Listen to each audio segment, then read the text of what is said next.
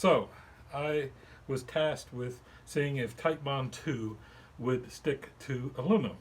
So I got a piece of wood here, glued with Titebond II to this piece of aluminum.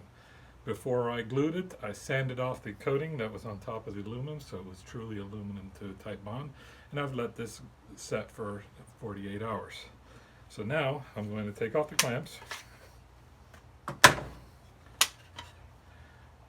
and at first sight it actually successfully glued. However, well, that's pretty good tight bond. Now I'm going to look. So my cameraman is laughing at me. So now what we're going to do is we're going to try to put some extra force on here. So we'll see how strong it is.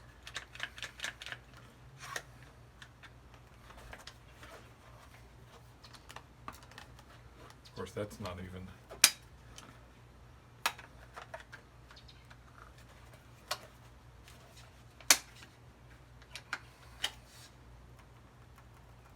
Well, it's pretty strong.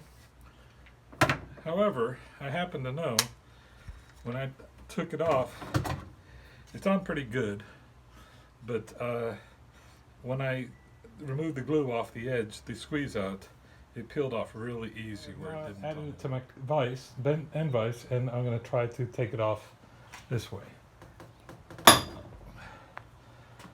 It's a pretty good strong bond, and quite honestly, it was still the wood that broke. I don't know if you can see that in the camera.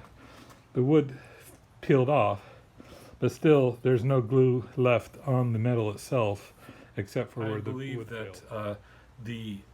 It still glues, but I don't really believe it's strong enough of a bond to really be any use in normal multi-tool, multi-material glue up. Finally, just remember, after every woodworking project, you should always count your fingers.